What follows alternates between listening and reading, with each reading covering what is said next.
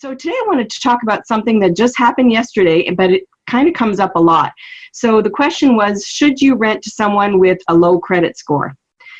So we were talking to this lady just last night, and she thought she was kind of frustrated because she had rented out the house she previously had occupied. So it was her one and only property, and now it was a rental. And she had asked the property manager to only show her rental applications for people with credit scores above 700. And so her manager kept sending low credit score people. And so she was getting frustrated, and she thought, there's no way I'm renting to someone with a low credit score. So, and she has great credit. She's an engineer who works with Tom, so, very conservative in her spending. So she has a certain mindset that she was, putting on to who she wanted as a tenant. So first we asked her what kind of neighborhood the property's in, the socioeconomics of the area, the residents, kind of what's going on there. And she said basically it was a middle income area and an okay neighborhood. And so then we asked her why she wanted excellent credit scores from her tenants. And she basically said a low score to her means bad credit and that they won't pay her.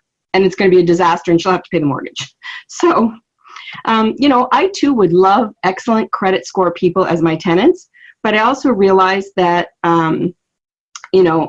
from my renters, it's not likely to have excellent credit. You will have some people with excellent credit, but mostly you're going to have average credit people.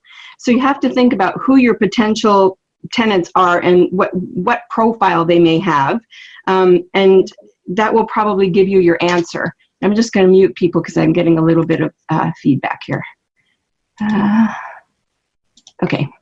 And you can mute yourself when it's time for questions. So anyway, think about, the profile of your potential tenant. So who's going to be living in your apartment or your house? So if someone is renting, let's say, for $800 a month, that probably means that they earn $2,500 to $3,000 a month, maybe as low as $2,400. The rule says typically you want 3 times the rent, but I actually do the math and see, okay, what's their net check on $2,500? What other bills do they have? That kind of thing. So they may have a bill or two usually. And most likely they're going to be younger, starting off in life. Maybe they're middle-aged, also trying to save for something else. Or maybe even they're self-employed or seasonal workers. So if there's any instability, they're probably not going to be homeowners, they're going to be renters. Or maybe they have something in their past, credit-wise or legally-wise, that prevents them from owning. So, or maybe they just haven't been able to save on their own, so they're living paycheck to paycheck. A lot of times we do see that it's students or single parents who are just getting by. So you kind of get the picture. That's, the person that's going to rent for $800, depending on the market the property's in, will have a certain profile, right? So, so first I wanted to say that there's a big difference between a low credit score and bad credit. You can have a low credit score and have, we'll say, average credit. And I'll give you a couple of examples of situations and see what you think. So for example, if you remember the chapter about credit in the CFA manual, or the videos, if you're watching the videos, credit is composed of many factors, right? The biggest thing that can drop a credit score like overnight is either a mortgage payment late, but mostly collections. For whatever reason, collection accounts, the minute it hits your credit report, it can take 100 points off your credit.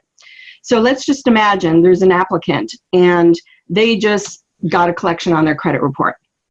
They have a dispute with Verizon, let's say. And this is true because I had a dispute with Verizon and I saw my own credit score drop 100 points overnight. And I see it with lots of different clients. So would I not, and the rest of the credit's fine. So would you not rent to someone with a 640 credit score? If that's all you're focused on, then you might be turning down someone who truly is a 740 credit score with that collection with Verizon. Okay, so that's one example. So you ask yourself, would I be focused on the 640 credit score, or would I be focused on the fact that they have all good credit except for that one incident? So here's another example. What if I have an applicant with like 10 collections and a credit score of 580?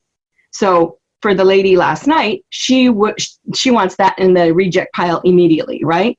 So if you have a 580, would you rent to them? Well, maybe, maybe not. If it's all medical collections and they're in a certain time period, if you have 10 collections to do with, you know, every service that you got when you got rushed to the hospital for something, then you're most likely going to have a low credit score. And when you have a low credit score, it's very difficult to get your credit score back up. So you're going to linger in that 580. You probably make it up to 620 or 640 eventually if you have other good credit still going on. But I think with a medical incident, and you can see that that's what it was, you probably would rent to someone with a 580 credit score. However, let's look at it a different way. What if all those collections were like the cell phone, the gas, the electric bill, maybe several cell phone companies? Oh, I'm just going to admit Brooke here. Welcome, Brooke. And so if it's a bunch of utility type companies, and you know, this is over, let's just say 3, 4, 5, 6 years, then probably you wouldn't rent to that person, because first of all, if they're not paying utility bills, how are they going to get a utility hookup in their name in your property? Or who's to say they're in your property for a while and then don't pay the utility bill, and then you've got to step in because you can't allow someone to live in a property with no utilities turned on. So that could be a huge problem. So the credit score is just the score. It's not the profile. It's not this story, right? So you want to know the story or try and figure out the story. So my last example would be, what if an applicant has a 605 credit score and only has 3 trade lines, and 2 of them are bad ones for 5 years ago, and then they have 1 credit card with a credit limit of say $500 and they owe $150. So they have very, what we call skinny credit, right? They have thin credit. It's not well-developed credit. But again, younger people tend to be this way. Because once you screw up your credit, it's very hard to get the score back up. And people aren't taught the habits of good credit. Also, people who believe in paying cash. So there's certain like cultures and just certain people pay cash for everything. They don't want credit. So the minute they get a bad credit item on their credit report, it becomes really difficult to build a good credit report. Now, some people have no credit score at all. I didn't even discuss that, but I'll just throw it in real quick. So what would this lady say if I said, oh, we rent to people with no score at all? Her head probably would explode, right? So you then you want to know, okay, what bills do you pay? You know, you want some kind of evidence that they pay on time. So most of all, you just want to take the time to think about the profile and approve someone who probably does get turned down by other prospective landlords. You know, because they get turned down because of their score, and their score probably won't improve because people aren't taught the tricks to improving their credit score, and it's kind of not that important. And once it's down, they feel like they're never going to get a good score.